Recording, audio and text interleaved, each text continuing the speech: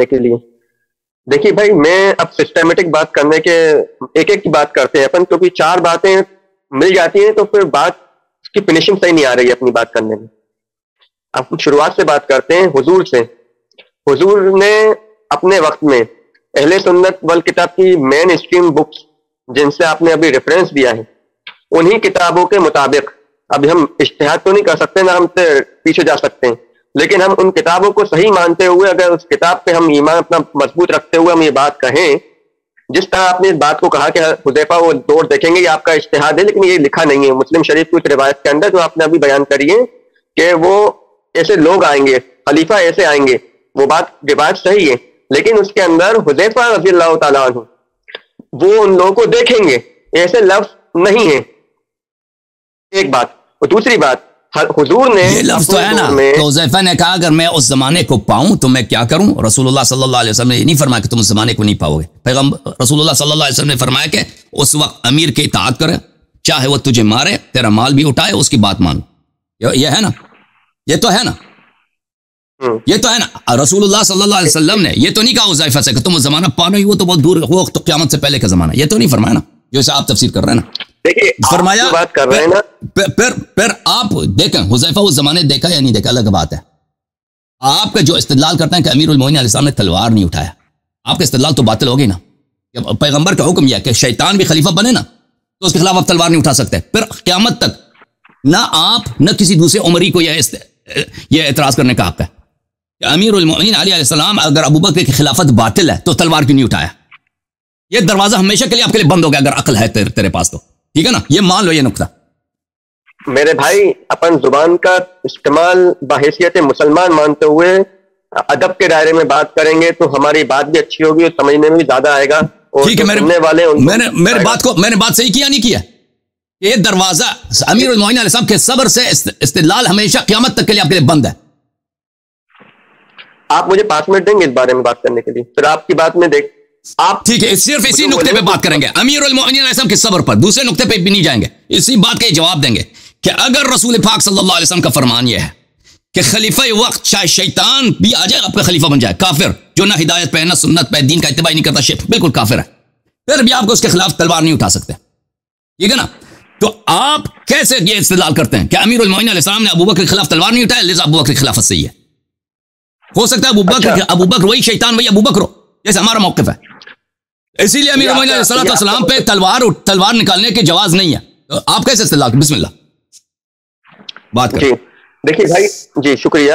میں چاہوں گا صرف 3 منٹ دیں آپ مجھے بھلے, لیکن میں اپنی بات ایک بار اسی ٹاپک پہ بات کروں گا جو آپ نے امیر المومنین کے تعلق سے بات کری.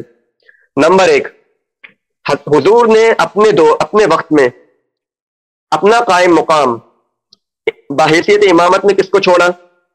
ہماری کتابوں کے مطابق ہمارا اجماع ہے اور ہماری کتابوں میں درج ہے.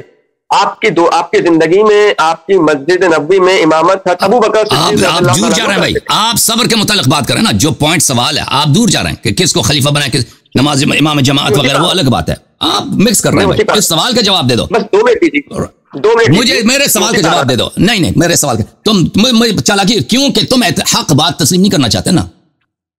تم دیکھو فلا وربک لا یؤمنون حتی یحکموک, یہ کفر کے انواع اقسام میں سے ایک واضح کفر یہی کہ انسان حدیث کو نہ مانے, پیغمبر صلی اللہ علیہ وسلم کے فرمان کو نہ مانے.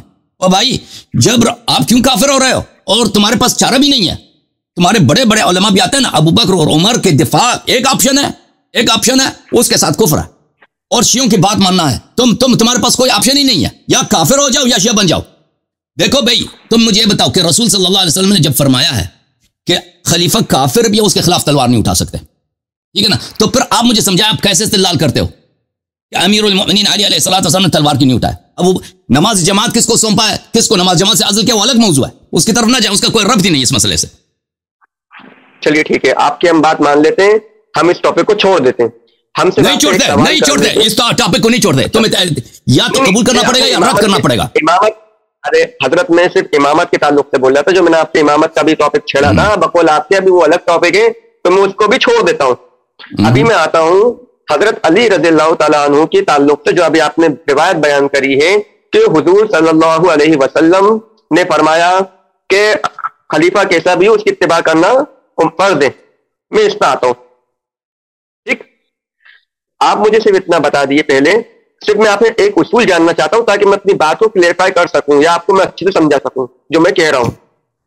دیکھیے اگر کوئی شخص کسی نیکی کے کام میں ہو انوالو، اس کا ساتھ کوئی دوسرا دے رہا ہو، تو نیکی شمار جو ہوگی اس میں دونوں کا اجر برابر ہوگا یا پھر آس پاس اجر تو ہوگا نا جو ساتھ دے رہا ہے، اچھا ہو یا برا ہو. اس بارے میں ہم نہیں مانتے کہ امیر المومنین علیہ السلام نے ابو بکر کا بھی ساتھ دیا. اب مسئلہ یہی ہے نا کہ آپ نہیں مانتے، آپ ریفرنس دے رہے ہیں مسلم. بھائی یہ چلا گیا نا، یہ بھائی صاحب تم سوال کا کیوں جواب نہیں دے رہے؟ او بھائی تم مانتے ہو کہ خلیفہ اگر ظالم بھی ہو، فاسق بھی ہو، شیطان بھی آ جائے خلیفہ کی صورت میں، اس کی طاعت واجب ہے، اس کے خلاف تلوار اٹھانا حرام ہے، مانتے ہو نہیں مانتے؟ بھائی سنیے روایت، یہ حدیث میں نے، یہ حدیث جو میں نے دکھائی ہے، یہ حدیث جو میں نے دکھائی ہے، یہ میں نے بنائی ہے یا واقعی مسلم میں موجود ہے؟ یہ پورا باب ہے، طاعت الامراء وان منعوا الحقوق. امراء خلفاء کی طاعت چاہے وہ آپ پہ ظلم بھی کریں، ٹھیک ہے نا؟ یہ آپ مانتے ہو، اس کو نہیں مانتے؟ پتہ نا بھائی اس کے پاس دو چارہ ہیں، یا یہ تو شیعوں کی بات مان لے نا، یا یہ شیعوں کی بات نہ مان لے، رسول صلی اللہ علیہ وسلم کی سنت کو رد کرے. اب یہ پیغمبر کی سنت کی تصدیق کرنے میں یہ تردید کر رہا ہے. اور بھائی جو اسلام کا پہلا شرط کیا ہے؟ لا الہ الا اللہ محمد الرسول اللہ. محمد الرسول اللہ صلی اللہ علیہ وسلم کا مطلب کیا ہے؟ یعنی اب ہم آپ کے تمام فرامین کی تصدیق کرتے ہیں. اور بھائی تو تصدیق نہیں کر رہا پیغمبر کے حدیث کی، آپ کافر ہیں، آپ مسلمان نہیں ہیں. جو پیغمبر کے فرمان کہ میں اس کے صحیح کتاب سے دکھا رہا ہوں، پیغمبر کی سنت کو دکھا رہا ہوں جو اجماعی ہے، ایک نہیں پورا باب ہے احادیث کا، اس کو نہیں مان رہا یہ شخص. شیعوں کے ضد میں آ کر یہ پیغمبر صلی اللہ علیہ وسلم کے پیغمبر کے فرامین کو نہیں مان رہا، یہ مسلمان ہے کافر ہے. 2 منٹ دیجیے آپ. بولو. دیکھیے آپ جو بات بول رہے ہیں نا کافر ہے یا مسلمان ہے، آپ اس ایک روایت کی بنیاد پہ جو آپ کہہ رہے ہیں کہ خلیفہ کوئی بھی ہو اتباع کرنا فرض ہے بشرط کہ وہ فرائض سے نہیں روکتا ہو، یہ روایت میں درج ہے. شیطان انسان کی صورت میں آ جائے، آپ کا خلیفہ بن جائے، آپ کا حق لے لے، آپ کو مارے بھی، آپ اس کی بات مان لیں اور اس کے خلاف تلوار نہ اٹھائیں. ہاں بھائی صاحب یہ آپ کا اس مسئلے پہ آپ کا اجماع ہے، ٹھیک ہے نا؟ جب اس مسئلے پہ آپ کا اجماع ہے تو آپ پہ اعتراض نہ کریں کہ امیر المومنین علیہ السلام نے تلوار کیوں اٹھایا، ٹھیک ہے نا؟ نہیں آپ نے جو ہے، میں ایک بار پہ آخر بار اس بات کو دہرا دیتا ہوں، پھر آپ کی مرضی، آپ اس بات کو جیسے سمجھیں.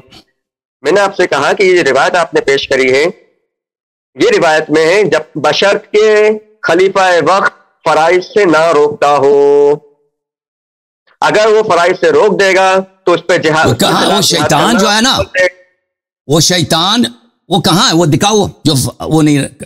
میں آپ کو دیکھیں، میں آپ کے یہ جو ہے پاکستان میں جو لوگ ہیں وہ اشعری ماتریدی ہیں. یہ رسالت الی اہل الثغر ہے، تعلیف ابو الحسن الاشعری کا، ان کے امام کا ہے. یہ چھاپ مکتبۃ العلوم والحکم ہے، سنہ 2002 میں چھپی ہے، یہاں پہ ملاحظہ فرمائیے.